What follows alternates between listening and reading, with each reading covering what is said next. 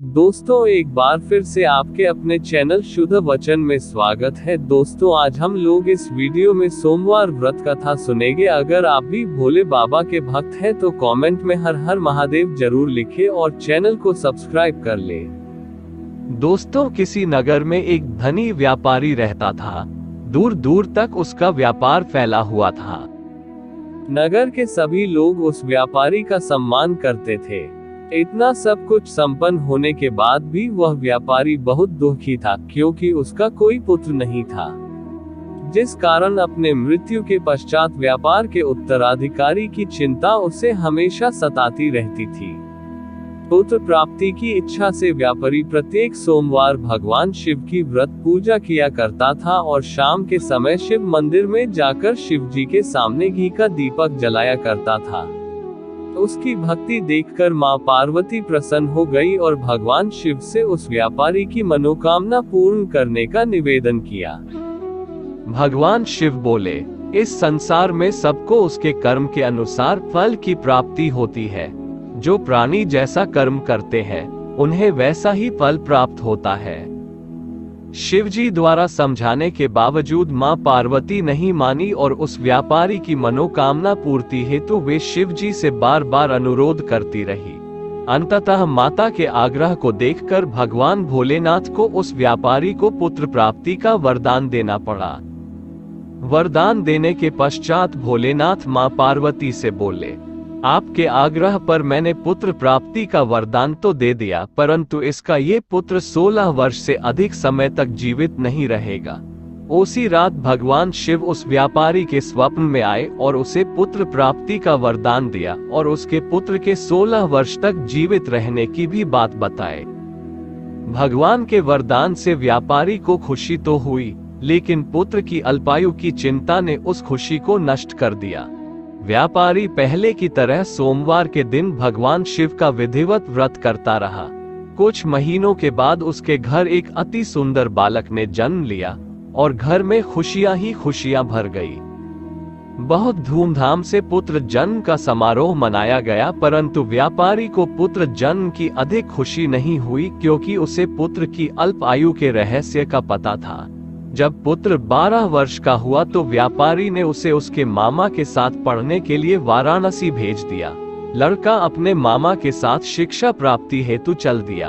रास्ते में जहां भी मामा भांजे विश्राम हेतु रुकते, वहीं यज्ञ करते और ब्राह्मणों को भोजन कराते। लंबी यात्रा के बाद मामा भांजे एक नगर में पहुंचे। उस दिन नगर के राजा की कन्या का विवाह था, जिस कारण पूरे नगर को सजाया गया था। निश्चित समय पर बारात आ गई, लेकिन वर का पिता अपने बेटे के एक आंख से काने होने के कारण बहुत चिंतित था।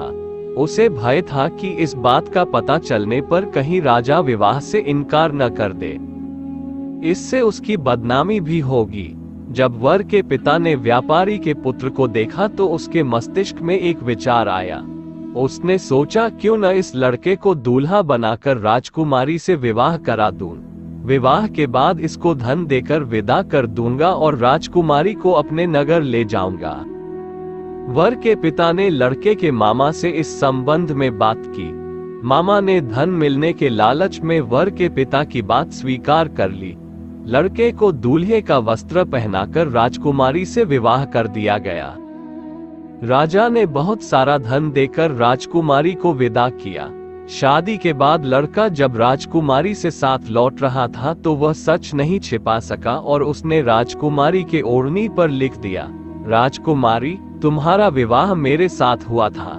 मैं तो वाराणसी पढ़ने के लिए जा रहा हूँ और अब तुम्हें जिस नवयुवक की पत्नी बनना पड़ेगा वह काना है।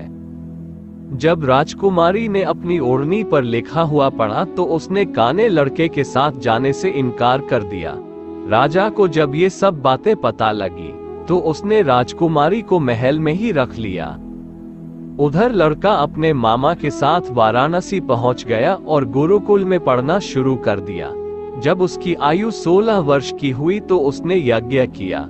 यज्ञ के समाप्ति पर ब्राह्मणों को भोजन कराया और खूब अन्न वस्त्र दान किए। रात को वह अपने शयन कक्ष में सो गया। शिव के वरदान के अनुसार शयनावस्था में ही उसके प्राण पखेरु उड़ गए। सूर्योदय पर मामा मृत भांजे को देखकर रोने पीटने लगा। आसपास के लोग भी एकत्र होकर दुख प्रकट करने लगे। लड़के के मामा के रोने विलाप करने के स्वर समीप से गुजरते हुए भगवान शिव और माता पार्वती जी ने भी सुने। माता पार्वती ने भगवान से कहा, प्राणनाथ, मुझे इसके रोने के स्वर सहन नहीं हो रहे, आप इस व्यक्ति के कष्ट को अवश्य दूर करें। भगवान शिव ने माता पार्वती के साथ अदृश्य रूप में समीप जाकर देखा तो भोलेनाथ माता पार्वती से बोले, ये तो उसी व्यापारी का पुत्र है जिसे मैंने 16 वर्ष की आयु का वरदान दिया था। इसकी आयु पूरी हो गई है। मां पार्वती ने फिर भगवान शिव से निवेदन कर उस बालक को जीवन देने का आग्रह किया। माता पार्वती के आग्रह पर भगवान शिव ने उस लड़के को जीवित होने का वरदान दिया और कुछ ही पल में वह जीवित होकर उठ बैठा। शिक्षा समाप्त करके लड़का मामा के साथ अपने नगर की ओर चल दिया। दोनों चलते हुए उसी नगर में पहुंचे जहां उसका विवाह हुआ था। उस नगर में भी यज्ञ का आयोजन किया। समीप से गुजरते हुए नगर के राजा ने यज्ञ का आयोजन देखा और उसने तुरंत ही लड़के और उसके मामा को पहचान लिया।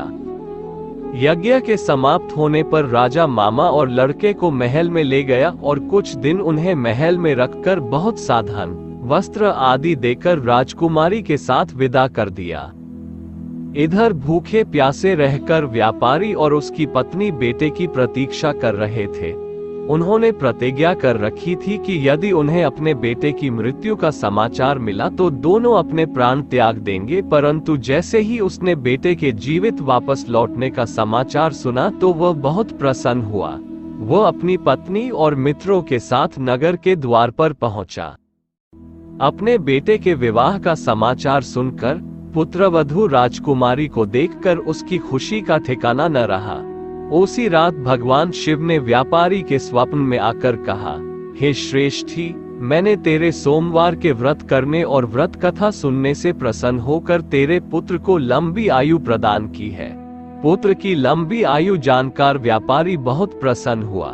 शिव भक्त होने तथा सोमवार का व्रत करने से व्यापारी की सभी मनोकामनाएं पूर्ण हुई।